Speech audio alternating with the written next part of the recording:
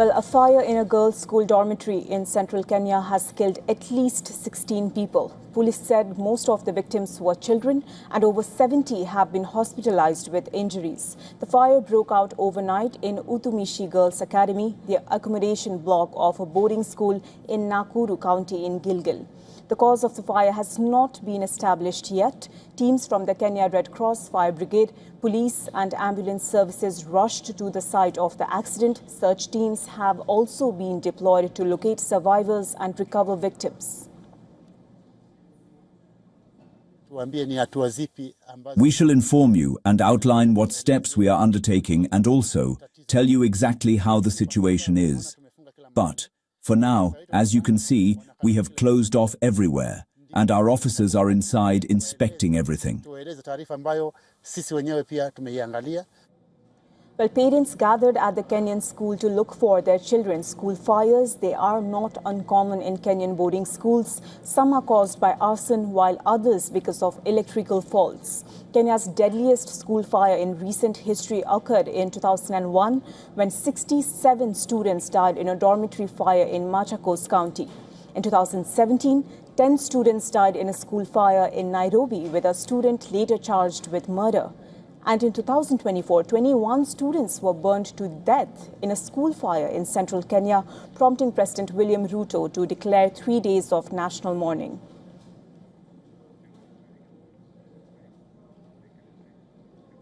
For more on this, WION's Eric Nyoka joins us live from the newsroom. Eric, this is a tragedy indeed. According to reports, parents are still tracing their children. Just walk us through the latest that you're hearing from Kenya. Well, Kripa, this is an ongoing situation, and what will happen now is the teams from the Nakuru County, which is a different administration altogether, will coordinate with the police and also the Ministry of Education. And like you said, this is not an isolated incident. This has been occurring for very many years. And there's one thing that sticks out, and that is dormitory fires. Dormitory fires or dormitories are usually closed during the night. And one thing is for sure, because boarding schools, be it primary or secondary, they're all vulnerable because dormitories are usually closed at night. And the parents and also the administration and most Kenyans have had a problem with this because dormitories being closed, that put a risks to the students because when it comes to fires, electrical fires, arson, regardless of what caused the fire, students find it difficult to escape. And most of these dormitories do not have an emergency exit. That has been a clarion call for very many years in Kenya because parents and also the Ministry of Education has been urged to instill dormitory doors or emergency doors in these dormitories, which are strewn all over schools, boarding schools in Kenya, secondary schools, primary schools.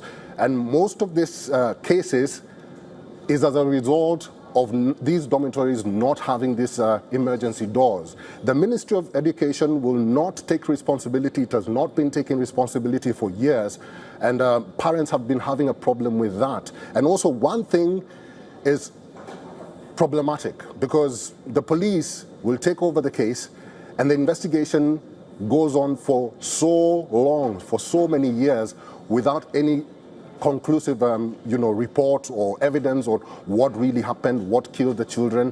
And in Kenya, this becomes a problem because even the presidents that have been ruling the country for years and these incidents have been happening, they've not had a conclusive answer as to how they're going to mitigate this disaster from happening or from recurring. So right now, what will happen is that the administration of the Nakuru County will take over the case, and then the police will take over that case, and then the Ministry of Education will be involved to find out what really measures can be put in place to find out what... Yes, we hope that the government actually takes an action on this matter, and this time the devastating pattern will not repeat any longer. Thank you for joining us. We'll move on with another story that comes from the United States.